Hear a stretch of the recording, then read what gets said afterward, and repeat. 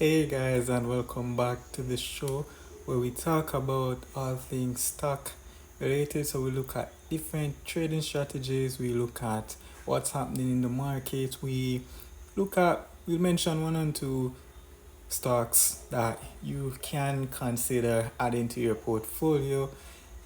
We don't give financial advice, we're not licensed financial advisors, but we do just speak about the whole investment arm and the whole stock market as a whole. And so, with that being said, today's show we're actually going to be talking about Donald Trump actually fired the head of the SEC, Gary Gensler. So, I remember actually about 2 weeks ago, I was actually traveling home and I heard it on the news where they reported that the SEC head had actually publicly stated that he will not be heading the SEC at the end of the year. So when January comes under the new Trump era, he will not be heading the SEC. And the reporter was basically saying this statement was irrelevant because it was already announced that Donald Trump would have gotten rid of him anyway. So I actually thought it was very funny, and I'm not gonna lie. So I decided, hey, why not create an episode about why Donald Trump actually got rid of the Gary Gensler. So today's episode is gonna be a little bit more crypto related, so it's gonna be a little bit more crypto focused and less stock market related. So Gary Gensler has actually been running the SEC under the Biden administration. He had managed the whole entire rules, regulations, and those sorts of stuff that SEC does. Now, when it comes down to crypto was actually had the toughest time, the hardest times, and this was due to the whole regulations. They were very blurry, so there was nothing straightforward as to what was happening with crypto. So 1 minute things were actually going to be looked in for crypto, and then another minute they were actually going to be withdrawing from different things that were actually approved or going to be looked at in the past. So to go back in time now, Coinbase is actually one of the largest crypto exchanges. So Coinbase actually had applied to be a public entity twice, and they were actually denied first, and then the second time when they reapplied to actually be listed on the stock markets, they were given like a lot more stringent rules and regulations, and they were told they need to do XYZ, and so they actually had to go and put in a bag of infrastructure, do a bunch of different stuff, and they actually got the approval in 2021. So Coinbase was the first crypto exchange firm that actually was publicly traded, and they actually went up to about a couple $1 billion. And with Coinbase now, so they were up a couple billion. They were there doing their thing, they were trading, they're getting persons to buy and sell crypto through them. All of a sudden there was just this whole rules and law coming out that was just anti-crypto, and so Coinbase was severely affected. And now, with Coinbase being affected, their actual stock price had severely fallen. So it fell very badly. And this is just, so that really was what happened with Coinbase now. Now Coinbase is in a much better state because crypto state is much better and the regulation is seeming to be a little bit clearer. So the stock price is actually up about $363 a share right now, and they actually valued at about $80 billion, which is actually a lot more than they were 2 years ago when their stock price was struggling at $90. Now, let's take a pause from Coinbase, and we're actually going to go into looking at actually the whole crypto market now. So right now we're going to actually look at Bitcoin. So Bitcoin and Ethereum, the two largest currencies, cryptocurrencies right now. Bitcoin has been the forefront of crypto. Bitcoin gained popularity, they gained recognition back in 2020 when China had cracked down on it and banned cryptocurrencies, and then literally within 24 hours of China banning it, and mining had shut down. If you actually had checked the chart, you'd have realized that 24 hours later, miners started appearing in the United States. And so this whole crypto movement is just a beauty to understand and watch right now, and to actually see it happening live and in real time was just amazing, mind-blowing.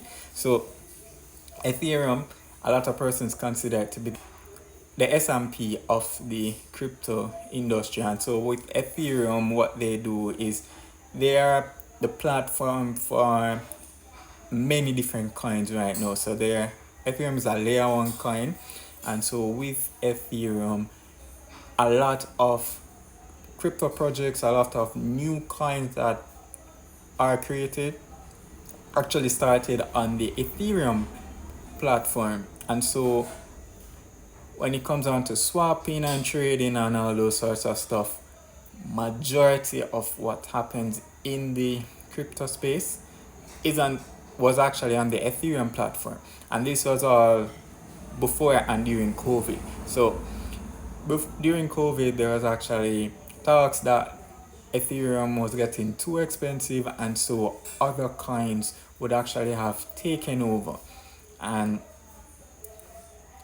at that time, before the crypto winter that occurred during the pandemic, Solana was actually the fourth largest coin on the crypto space. And then after crypto winter, and with Terra crashing and the entire crypto space falling, persons losing confidence, persons losing money, millions and billions of dollars in the crypto space now, persons had moved out of crypto and gone back to stocks and traditional trading assets. So fast forward now to 2024 right now, Solana is the fifth largest cryptocurrency. Bitcoin is the largest at approximately $2 trillion, valued more than Microsoft. And so this is great news for crypto. And Solana now actually has, in terms of popularity, has overtaken Ethereum. But Ethereum is still the second largest platform. But right now, Solana has a crazy amount of projects coming out. Almost every day or every week, there's a new coin that's being released. And there's just a whole movement, a whole vibe that's happening with Solana right now. And during the pandemic, pre-crypto winter, Solana wasn't actually the coin that persons would have thought would have overtaken crypto. But right now, Solana is that coin that is really hot. Everybody's running towards it. There's a lot of projects happening. There's a lot of buzz around them. And so this really is what's happening right now. Now, let's put a stop to that story, and we're going to actually be talking about Grayscale right now. So for many persons, Grayscale actually was the first crypto to actually have a Bitcoin ETF. Now, For those of you who know about the ETFs, I don't know, there's actually a Bitcoin ETF that came out about 2 years ago.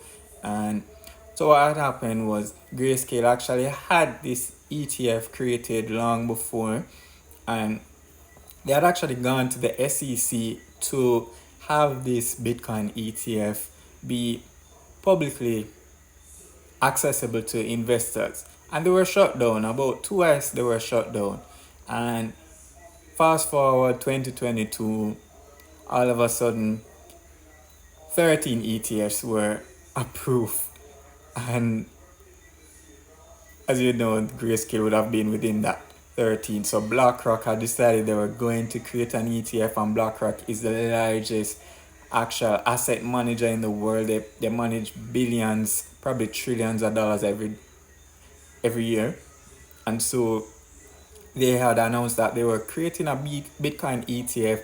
And so what had happened was that Grayscale and about 3 other companies were approved, and then there was like 11 other companies scheduled to come out with in like the following week. So now when you look at what had actually happened, so fast forward now to the day when the Bitcoin ETF was actually approved and they went live, and they were just live on the exchanges. So Bitcoin and all the other ETFs, they actually saw a tremendous uptake and intake in their ETF. The Bitcoins actually started rising. But similarly, if you looked at Grayscale actually saw the largest sell-off for that day. And so while the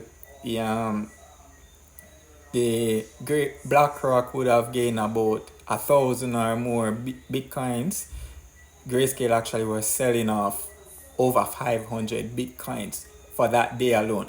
And it would have been really impossible for Grayscale to compete with BlackRock, because BlackRock, being the largest asset manager, would have been able to charge a much lower fee than Grayscale was. And so persons who had invested in Grayscale were essentially selling off from Grayscale and moving over to BlackRock. And so you'd have noticed that for that single day alone, well, leading up to that day, the Bitcoin prices actually went up significantly. Now, all of this just to say this happened under Gary Gensler's running in the SEC. So there was a very, very blurred line with crypto. 1 minute they were going to be looking into crypto, another minute they're not dealing with crypto, they're just shutting it down.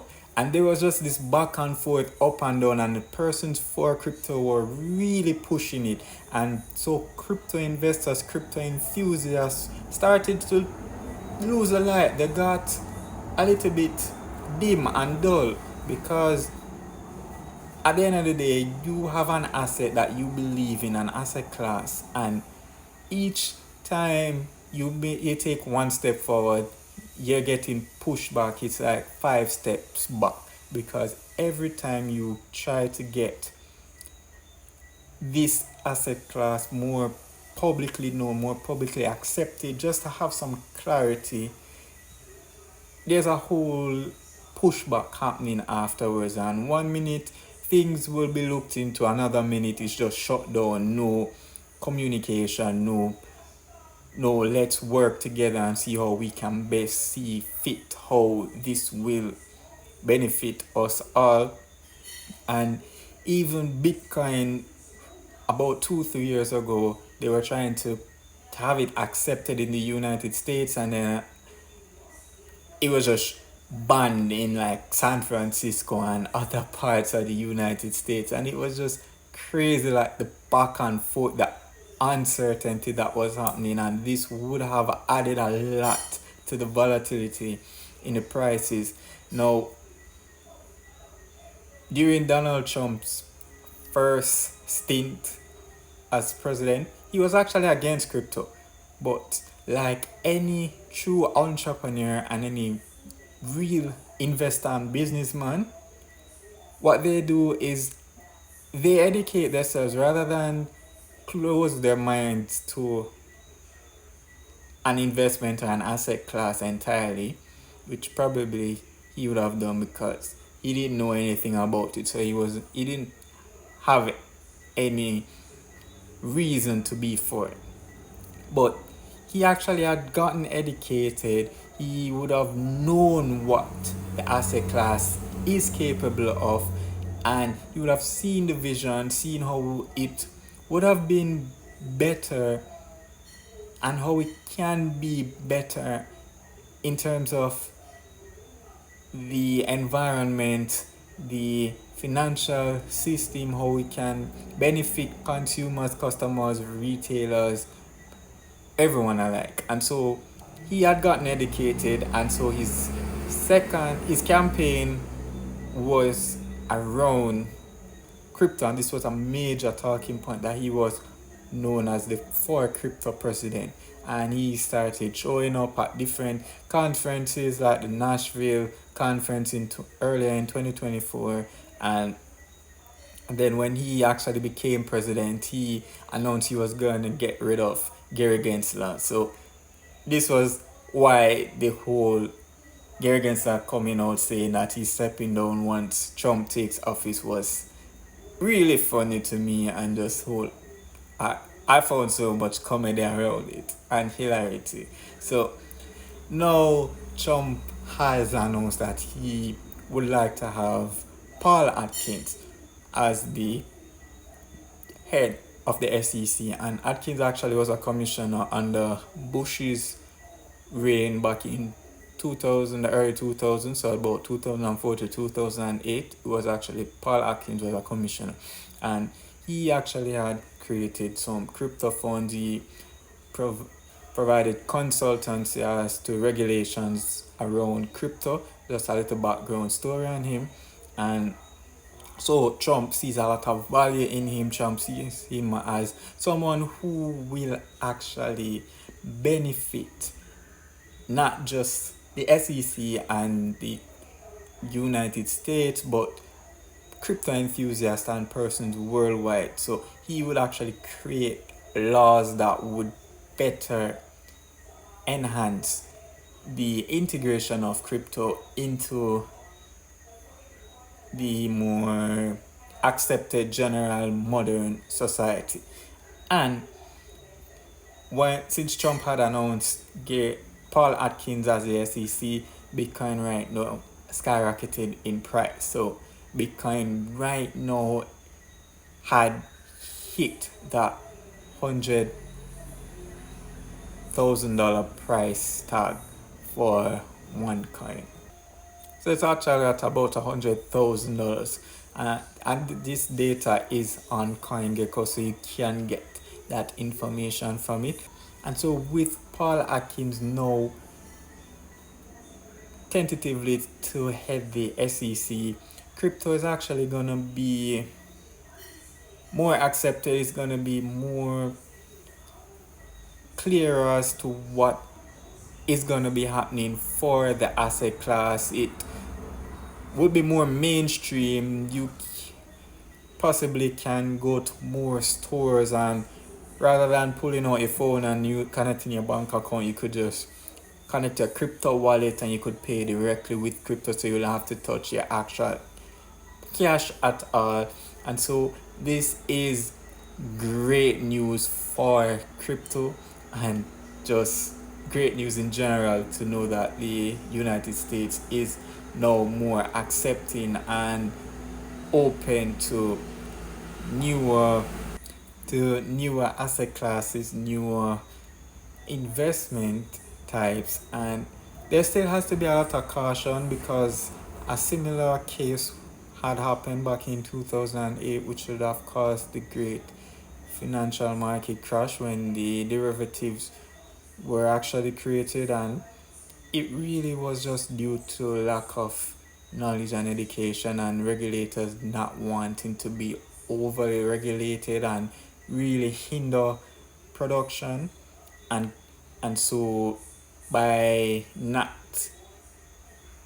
regulating as they really should have, the entire financial markets in the United States had crashed, which caused the housing markets, which led to a global meltdown in the financial systems worldwide due to so many integrations and intricacies that had actually occurred between the United States and many other world economies and markets. And so this would be the main thing that persons would be looking at with regards to the SEC. So how would they create those rules and regulations, so not to be too slow in terms of stopping certain things, but also not to be overly regulated to hinder. So really not to allow a replay of what had happened in 2008 to occur again in 2025 and beyond.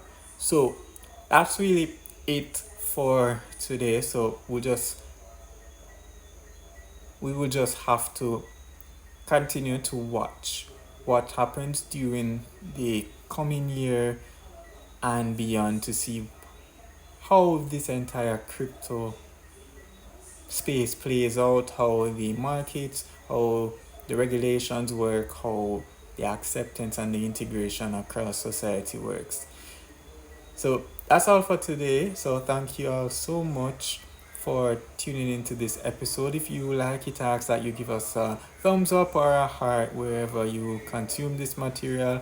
Feel free to leave any comments down below and subscribe so that you do not miss out on any new videos as soon as they are released. And until next time, take care. Love you all. Bye.